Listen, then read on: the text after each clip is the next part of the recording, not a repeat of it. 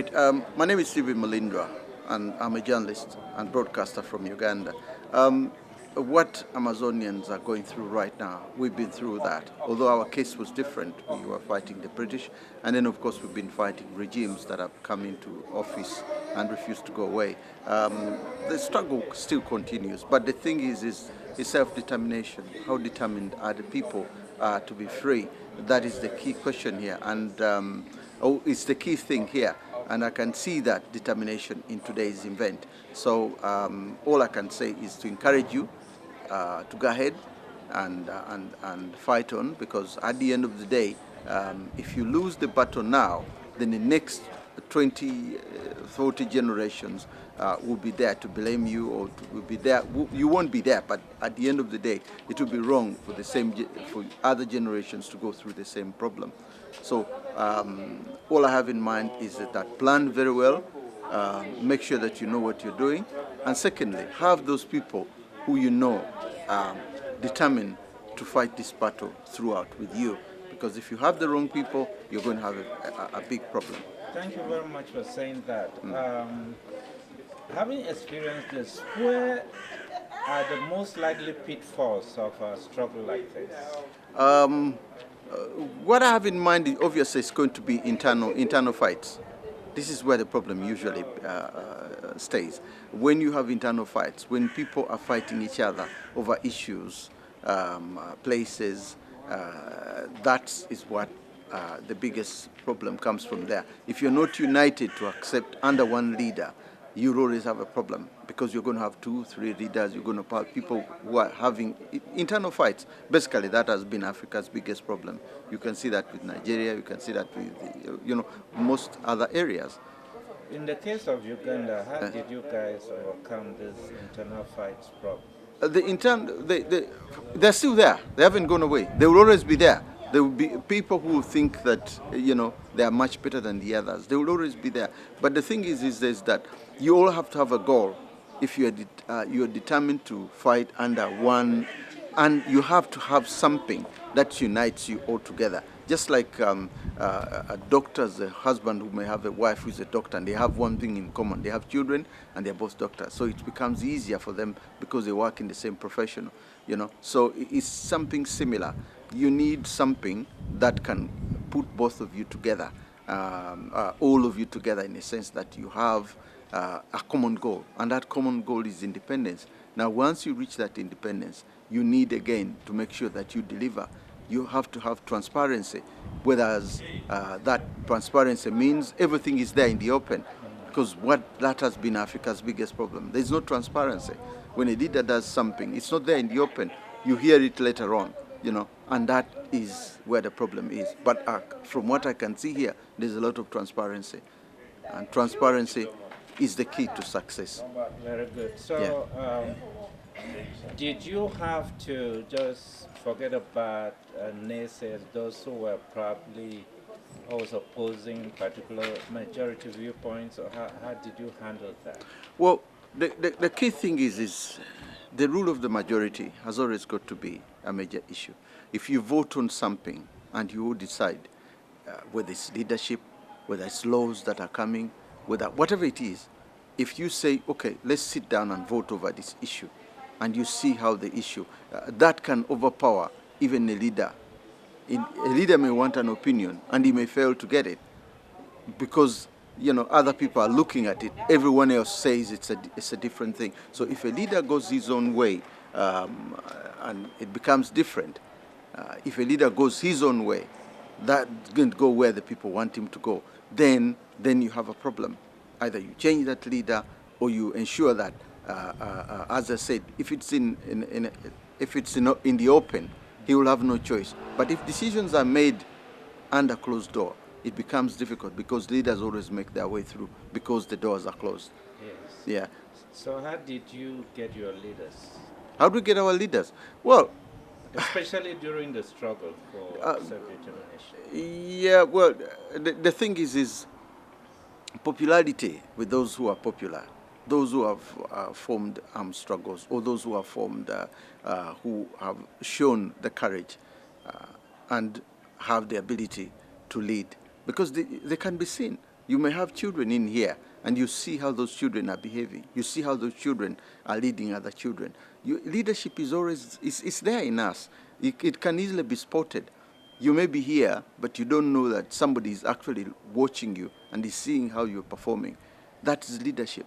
If you pick such a character, the chances are you never go wrong. But if you pick the wrong character, again, you'll have problem. You'll always have a problem. Right. So leaders are picked according to the way you've seen them raising. Indeed. Yeah. So how did you pick them? Did you elect them? They're elected. They're elected, of course, when they are seconded by those. If a leader is seconded by so many people, then you elect him. If he's seconded and, of course, he wins an election, then that's a normal way of going about. Sometimes it becomes difficult, but there's always a way. There's always a way. I want you to speak specifically to your own struggles towards self-determination. Yeah. Did you have to elect your leaders? Of course we did. Of course we did. At what stage? Right from the beginning. If, for example, you are going into war, you are going to a bush, or you are going to form a new party, you're forming a new party. That party is not going to be there without a leader. You have to have leaders within the party. You may have 3, you may have 4, and then you select from those.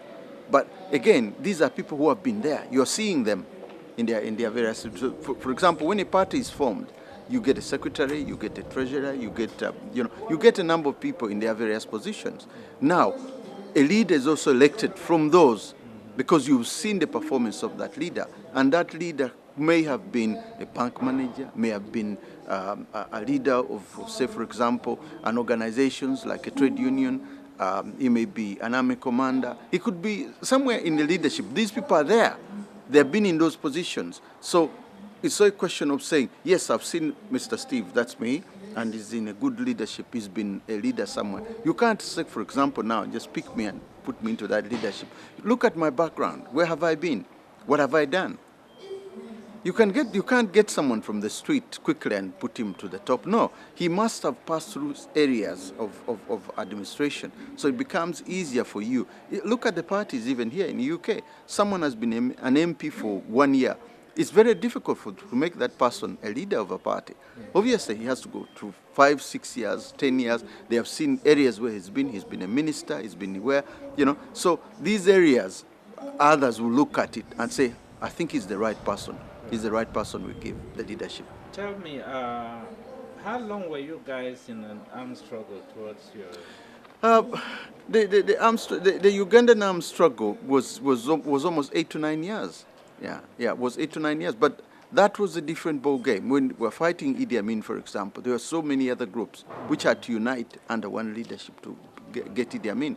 Then again afterwards, there were other armed groups that came on to fight Obote at the time. And again, leadership people, they had to unite in order to win the war. What did you do with the groups that got together, these young men who are used to arms and fighting, the aftermath of all this exposure to violence? Yeah. Well, it is easy. You put them back into the community, not just like that. You reintroduce them through employment. You give them employment. Because if they have been in the war and they've been in the bush fighting, they haven't been doing anything. The only thing they have known is carrying arms. So the only chance when they come out, you sit with them. What do you want to do? Do you want to do this? Do you want to do that? So you learn from them what they want to do. And if one wants to be a driver, one wants to be a boxer, one wants to be a school teacher, everybody has a different ambition. Now you take the ambitions and you say, okay, I'm going to make you a teacher. I'm going to make you a driver, if that's the job you want. I'm going to make you an accountant. So you either introduce them back to community with education or with the jobs themselves. Yeah, so that is how you sort of introduce them back. If you were to review all the armed struggles and all the struggles of Uganda for self-determination, which or is there anything you consider to be the greatest mistake that was made? The greatest mistakes? Of course, mistakes are there. When armed struggles are happening, there are mistakes. Sometimes, obviously, civilians are killed. They're caught in crossfire. Probably that's the biggest mistake. You don't want to do that, but it happens. There are other things. Sometimes promises are made, and promises are not kept because of you don't know where it's going to lead you. But the thing is like I said, the biggest mistake is always the loss of life. If some people are killed, these innocent people may be killed when a war is taking place. Sometimes they are just normal civilians trying to get by, and then they are caught up in, say, a bomb explosion or a landmine or something like that. Right. Did you have cases of kidnapping of civilians? I've never heard of that. Okay. Yeah. Now tell me about your schools. Did you ever have a time when children were not going to school? Well, it happens in areas when there's no peace in the area. What is the point of them going to school? Because they can't. Yeah? There's an armed struggle going on. In areas which are closer to, for example, in northern Uganda, when the RA road resistance movement were fighting, I doubt it any of the schools could have opened. No parent would risk sending his child to school in circumstances like that. Obviously, it's straightforward. So in those areas, how long were children off school? No, I can't. Okay. Yeah, because the war took place years ago. I know. You can't be precise. You can't say how long they were because it could have gone as far as 8 years or so. You've known a little bit about our struggle. Yeah. What would be your advice to the ordinary Amazonian? Yeah. Well, the key thing is. The question is always going to be, what does the ordinary Amazonians want? Mm-hmm. What do the leaders want?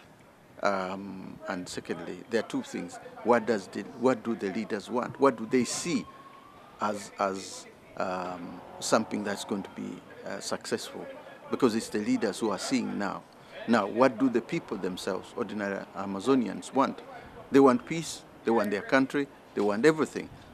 But in order to achieve that, you have to find a way of passing through the struggle. It's not going to be easy, but it's so part of it.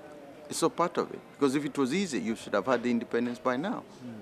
But it's something that you have to look at and see how you can go about it. But the key thing is, what do the people want? And can it be achieved? You have to reassess that. If it can be achieved, why not?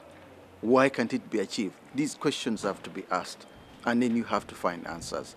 Because if you don't find the answers, you're going to be going around in circles, because you'll be going around, and around, and around.